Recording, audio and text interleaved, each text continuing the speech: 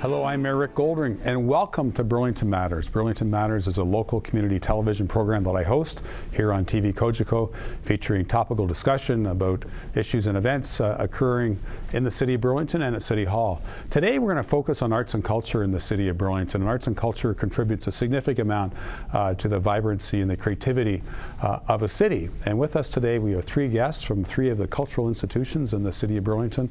To my immediate left is Robert Stephen, and Robert is the President and CEO of the Art Gallery of Burlington.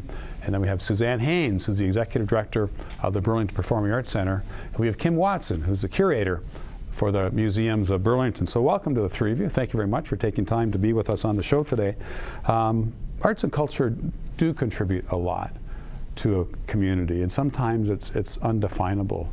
Can either one of you define what you, in your view, what arts and culture, museums, remembering our history, performing arts and the visual arts, what do they all in aggregate contribute to a community? Robert?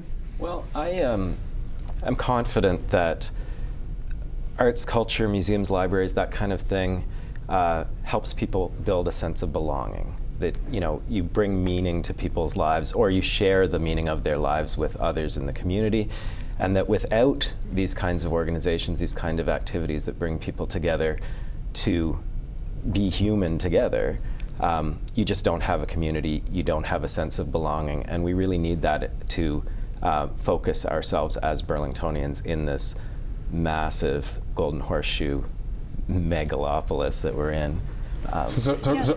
Sorry, Suzanne, go ahead. I was just, certainly I think that arts and culture are very inspiring for people. It provides an opportunity for people to transform and change and be creative in their lives. Even if they don't feel like they're in a creative industry, having arts and culture in the community can inspire them to think differently and inspire them to have transformation in their own jobs, and whether a lawyer or an accountant or working in the arts. I think it's a really important element to building a creative society. Kim, how would you? What's your take on this? What's your perspective with regard to arts and culture and remembering history and heritage in a community? Yeah, I think that saying that you have to know where you came from to know where you're going is key when it comes to culture and history. And I think it also helps to build pride in your community as well, knowing where you came from and knowing what talents are there and exploring that as well. And I think through all of these avenues, there's different ways to sort of tap into that and explore that as well. So speaking of community, so the two of you are recent newbies to Burlington. And Robert, you came from Grand Prairie, Alberta, and Suzanne, you came from British Columbia. Correct. Where was in Richmond. So Robert, what brought you from Grand Prairie, Alberta to Burlington? What inspired you for you and your family to move out this way? Well, the reason I work in art museums and culture in general is because I want to change the world. And Burlington's got a great position here as an art gallery to make a difference, not just for Burlingtonians, but for the whole museum sector, for the whole arts sector, because we've got great strength. We're the 24th largest art gallery in the whole country. Grand Prairie was about the 75th, so that's a step up. Who wouldn't take? But we also have a unique form in that we are both a public art museum and a community arts center. So we allow people to build, develop, and find their relationship with art both through their eyes, their mind, their ears, as well as through their hands with our 7 very well-equipped studios. And so knowing that times are changing in the art world, having this innovative form that's well established here to experiment with as we all try to find new ways into the future to animate the art world, it just gives us a lot of opportunity to experiment and find new ways that we think can lead across at least this continent if we're successful. Very ambitious. Very ambitious. Suzanne, what brought you and your family to Burlington from Richmond, British Columbia? Well, certainly the center was a big draw. The fact that it's an incredibly innovative space. It's one that's been built with expertise, and in the ecology of the area, geography, we're quite unique. We have just the technical capabilities to do something that others can't. So that was really exciting for me. money. Also, we were looking for a walkable, bikeable community near the water. Well, that's what we had in Richmond, and so we really wanted to preserve that for our family. It had established our lifestyle, and so I feel like we really got that here in Burlington. So that, from a family perspective, it was really about the, looking for a community within which we could raise our kids and have the kind of lifestyle we did out in BC. Not many people would probably say that Burlington is, like BC, but leaving that kind of province and moving back to Ontario to be closer to family, we were looking for that specific piece. But the centre itself, the innovation that had already been shown, it's a young company. We're turning 5 in October 1st of 2016, and it's a real opportunity for me to be part of that growth, coming from an organization that was 32 years old, which was quite established. It's an exciting opportunity to program for this community as it grows. So we'll come back and talk to you about the programming at the Performing Arts Centre, but I want to talk to Kim about the history of our 2 museums. We have Joseph Brant Museum and the Ireland House. Yes. Tell us about the history and how long those facilities have been around. Yeah, I think in Burlington with the 2 museums, we really have there's a unique experience here. So with the Joseph Brant Museum, it was built in 1942. So it's not an original. It was not Joseph Brant's house. No. So some people, I think, not the actual may think house. that it was not we his have some of actual the house. logs preserved of the original house, but it's definitely a replica of Joseph Brant's house, and built in the same basic area of where his house would have stood. And that museum, not only do we look at Joseph Brant and being the first citizen of Burlington, but we also look at different aspects of Burlington. So we really explore the history of the area in that museum. Ireland House is definitely unique in another way. It's about the Ireland family. So it was built in 1837. And they were one of the first farming families, a very successful farm in Burlington. So it really sort of is a snapshot of that time and that place. And so we have different programming that program at different areas, and we're able to really explore a lot of what Burlington is about. Great. Robert, so you've been here for almost a year, I think. Almost a year. And I'm hearing that you want to focus more out to the community to get greater community access to your programs and services. So what exactly does that mean? Well, we're really proud of the fact that every Sunday, 1 to 4, we now have free family activities, open studio with very high quality instructors, different activity every weekend, drop in, no cost, and get to know your community and the art gallery. We also, for our children's programming this term, thanks to the generosity of a lot of our sponsors, we've been able to cut the user fees by up to 80%, or more. We're charging $25 per course this term, and they have been sold out with waiting lists as opposed to being less subscribed before. So we really think that we've identified a barrier and removed it. And then we also have, with the support of the Trillium Foundation, this new Artmobile that we'll be driving around to reach out to community centers, schools, parks, any kind of group of people that want to interact with us. We'll be taking, again, high quality interactive activities out into the community for those who may not know where we are downtown or may not be able to get to us as often as they'd like. So I understand there's a couple of events coming up in March. One is at the Hall of the Anne, and one is at the Tansley Woods. Yeah, you're right. Retirement home.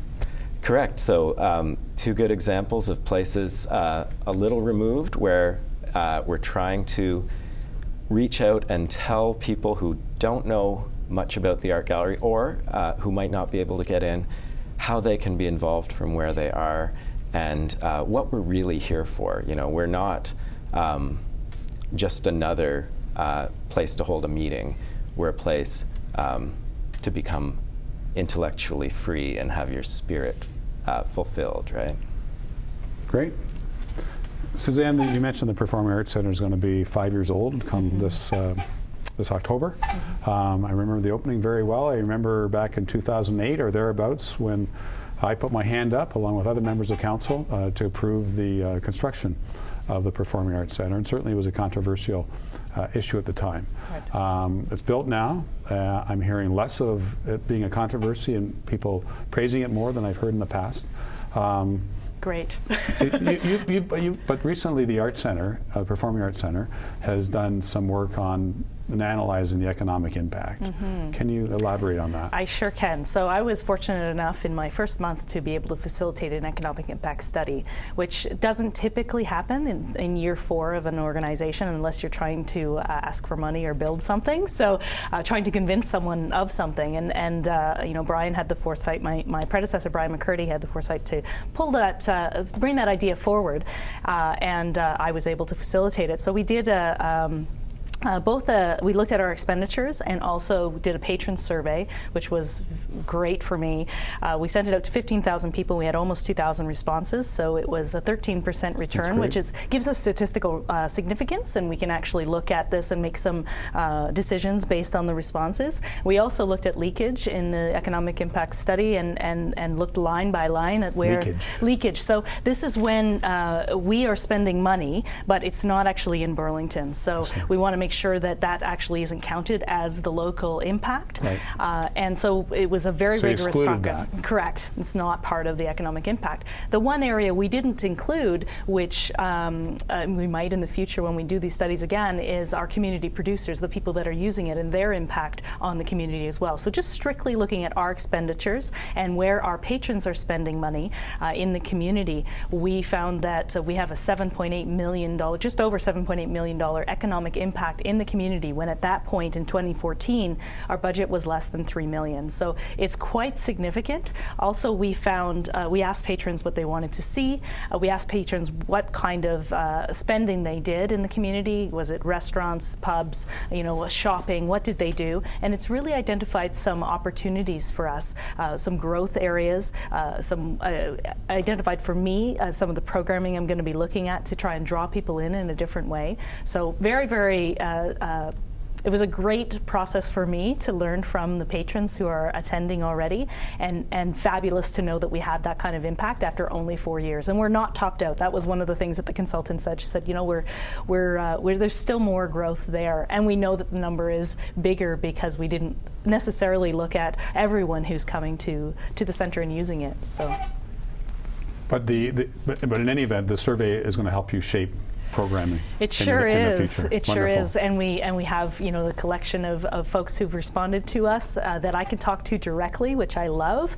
The top thing that was requested was live theater, and then musical theater, and then jazz. Those are staples in our programming. Of course, we're going to continue that, and I'm going to be able to talk to those patrons who asked for it and said, well, what does that mean when you say live theater? Are you looking for drama, comedy? What is it that you'd like to see, so that we can build that programming for the future? Wonderful. We're going to take a quick break. You're watching Burlington Matters on TV Cogeco. We're going to take a quick break, and we'll come back with our 3 guests talking more about arts and culture in the city of Burlington. Welcome back to Burlington Matters. I'm Mayor Rick Goldring, and we're talking about arts and culture in the city of Burlington. And my guests with me today are Robert Stephen of the Art Gallery of Burlington, Suzanne Haines of the Performing Arts Centre, and Kim Watson, Curator of the Museums of Burlington. So welcome back. And Kim, I want to go to you now and talk to you about the Eileen Collard exhibit. I recently attended the opening. I was quite impressed with what I saw. Can you elaborate a little bit about the Eileen Collard exhibit? Absolutely. That's our newest exhibit. It just opened on last weekend, and she really was a pioneer for time. She didn't originally come from Burlington, but spent the majority of her life here. She led a really interesting life, and it revolved around her love of fashion and design, especially Canadian fashion and design. So we took that idea. We have the second largest clothing collection, costume collection in Ontario, and that is thanks to Eileen. She was a collector, she was a designer, and so we were able to take this exhibit and really take a look at her and explore who she was and why she mattered. And we were able to pull a few of her costumes out as well and highlight those.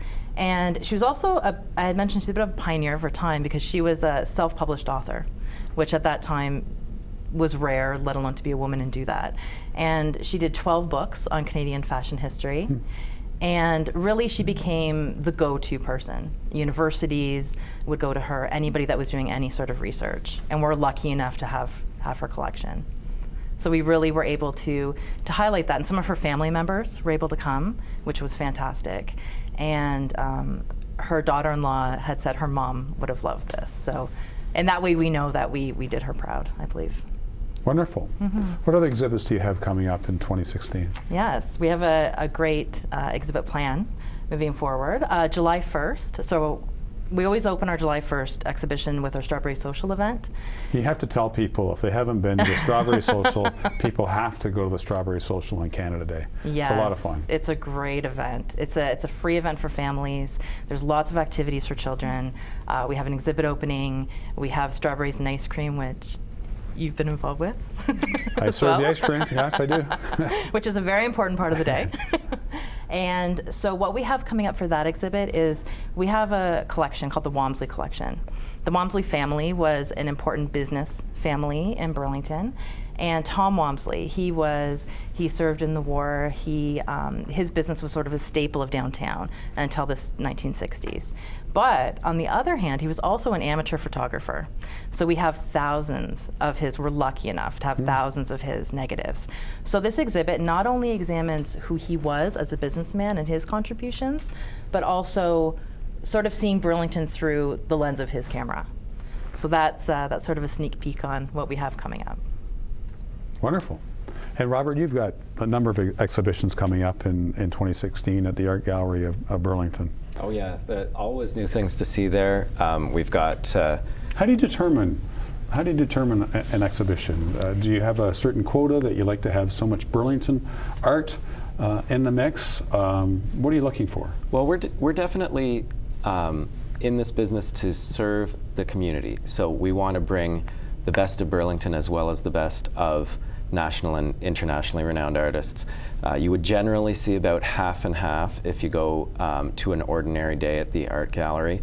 But there are a couple of big shows coming up beginning in April and continuing through the summer of work that's all from this area. So we have our annual All Guilds show. So for those who don't know, there are 7 community art guilds. And explain this. The 7 guilds are? Well, now you put me on the spot. Photography, fine arts. So fine arts, they mean painting, drawing, right. Printmaking, pottery, which is one of the big ones, right. Rug hooking. If you only miss one, you only offend one group of people. So. Yeah, I only lose 1/7 of my job. So rug hooking, fiber arts, which would have been called quilting in the old days, right. Hand weavers and spinners, and so we're down to the last one. And let me collect my thoughts here. I may have to come back to it. Okay, we'll come back to that. So the All Guild show happens beginning in April. And so that's work that has been produced inside our building by people who are members of the various clubs that produce art there in our studios. Then we move into Burlington Urban and Rural, which is a show that's been curated from artists throughout Halton region on the theme of the transition from rural to urban landscapes here in Halton region. And then as we get into the fall, we're back with an internationally renowned Canadian First Nations artist, Robert Houle from the Saulteaux Nation in Manitoba, but who's been a long-time instructor at the Ontario College of Art and Design, as well as important curator at the National Gallery and other things. So we, you asked how we choose our exhibitions. We have an excellent curatorial team, and every exhibition is at the invitation of the curator based on his research into what he thinks would serve this community best. Good.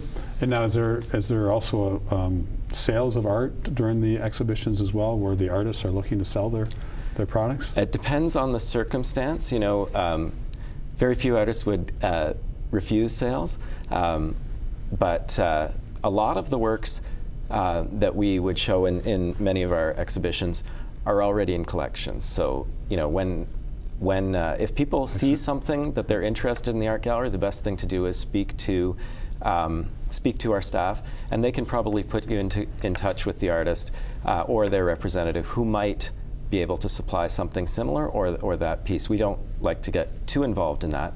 But then, if you are looking to buy art, we have a wonderful gift shop.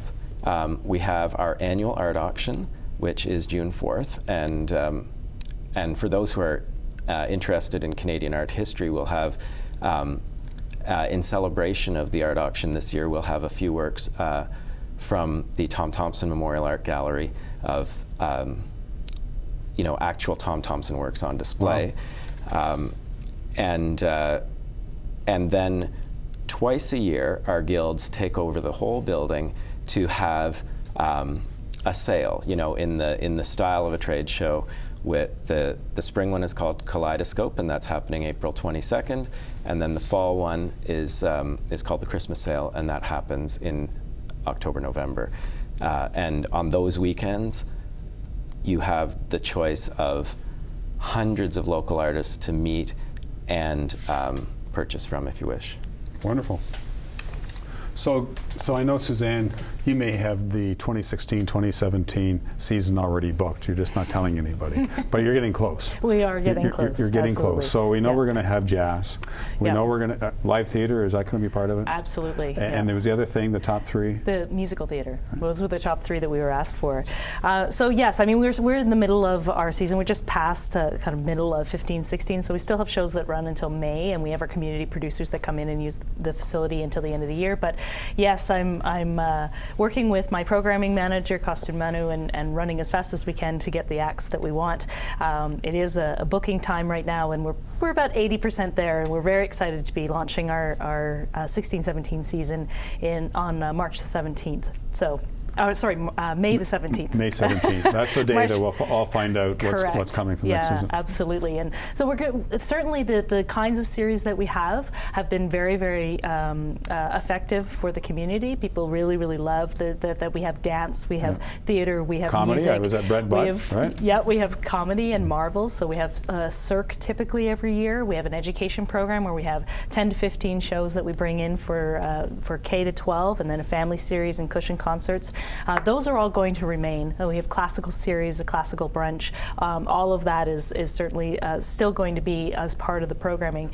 One new piece that I'm introducing is a program that is targeted to 25 to 35-year-olds, 40-year-olds, and looking at some very specific programming for that age group, because we don't have that really right now. It's going to there is going to be a specific series, but also some work that's peppered throughout the year, and really focusing on the young professionals that are working in our community and having that that element of programming and that experience. For me, it's all about the experience. So how do we get the right patron into the room that we want to, and what's the experience that they're going to have? So I want to make a quick mention of the fact that the Mayor's Office is working on coming up with a Mayor's Millennial Advisory Committee, and we're looking to have that in place for April.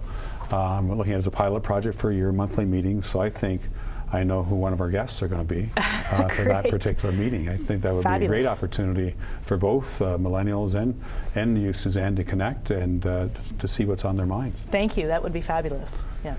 And Kim, the summer is a busy time at the museum. It's not just July the 1st. You have all sorts of other programming involving children.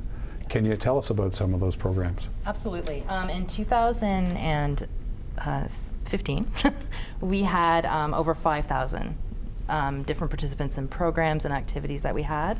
Of that, about 4,000 of that were students, and about between 800 and 1,000 people were actually our summer camp as well.